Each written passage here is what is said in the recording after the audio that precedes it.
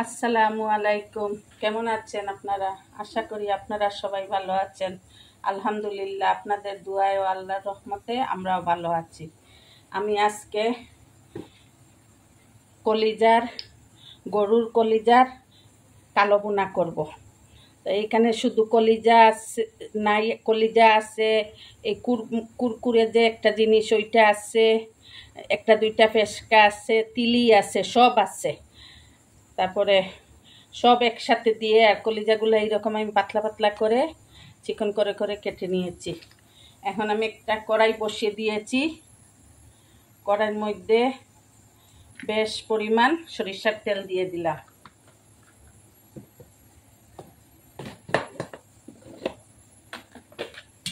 এখন আমি 1 কাপের পরিমাণ পেঁয়াজ কুচি দিয়ে দিলাম আর বড় একটা রসুনের কুচ ছাড়িয়ে দিয়ে দিলাম। এখন পেঁয়াজ একটু লালচে করে ভেজে নিব। পরিমাণ মতো লবণ দিয়ে দিব।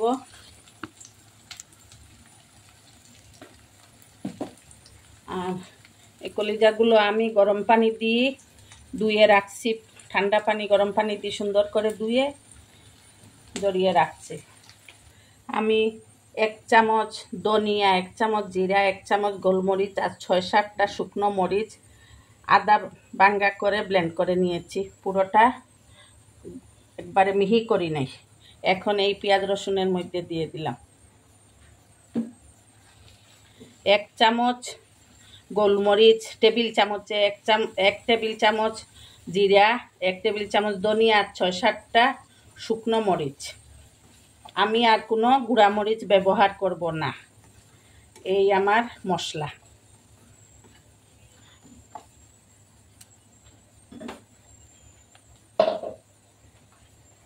এখন আমি এই কলিজাগুলা দিয়ে দিলাম।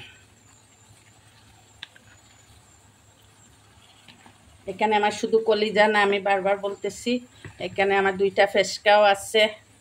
আমরা আবার আপনারা না খেলে এটা স্কিপ করবেন। আমরা খাই, ভালো লাগে। আমি এবং আমার ছেলের বউ খুব পছন্দ করি। এই যে দেখেন, এই 2 টুকরা বড় বড়, এত বড় বড় 2 টুকরা কেটে দিয়ে দিয়েছি। আর এইগুলারে কি বলে জানি না, এই তারপরে তিলি, কলিজা সব দিয়ে দিলাম। এখন ভালো করে মশলার সাথে নেড়ে নিব। আমার আরেকটু তেল লাগবে। এটা তেলের উপরে রান্না হবে।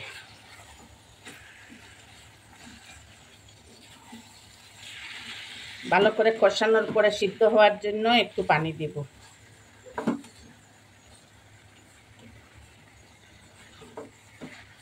আমি আর একটু তেল দিয়ে দিব।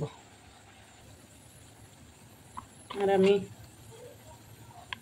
চায়ের চামচে 1 চামচ আদা বাটা দিয়ে দিলাম। আমি অফ ক্যামেরায় একটু সিদ্ধ হওয়ার জন্য জুলের পানি দিয়ে দিছি। এখন আমি গরম মশলা বাটা চায়ের চামচে 1 চামচ দিয়ে দিলাম। এখন এই মশলাটা সব এর সাথে মিশিয়ে আবার ডেকে দিব। একটু চেক করে দেখি সিদ্ধ হয়েছে কিনা। না, আবার ডেকে দেই। আপনারা লাইফস্টাইল উইথ বউ শাশুড়ির পাশে থাকবেন। পেজ থেকে যদি দেখে থাকেন তাহলে ফলো দিবেন এবং লাইক, কমেন্ট ও শেয়ার করবেন, যাতে আপনাদের ফ্যামিলি ও ফ্রেন্ডসরা দেখতে পারেন। আর যারা ইউটিউব চ্যানেল এখনও সাবস্ক্রাইব করেননি, প্লিজ আপনারা আমাদের ইউটিউব চ্যানেলটা সাবস্ক্রাইব করে দিবেন এবং আপনারা ভিডিওটি দেখবেন। দেখে যদি আপনাদের রান্না ভালো লাগে তাহলে শেয়ার করে অন্যদেরকে আমাদের ভিডিও দেখার সুযোগ করে দিবেন। আর আপনারা সব সময় আমাদের পাশে থাকলে আমরা রান্নার উৎসাহ পাব। এখন ঢাকনা সরিয়ে দেখব আমার কলিজার কালো ভুনা কতটুকু হয়েছে। আমি লবণ চেক করে নিয়েছি, ঠিক আছে। আমার রান্না হয়ে গিয়েছে, এখন আমি চুলা বন্ধ করে দিব। আপনারা এইভাবে বানিয়ে খেয়ে থাকবেন, দেখবেন অনেক ভালো লাগবে। কলিজার যে একটা আলাদা গন্ধ, এটা থাকবে না।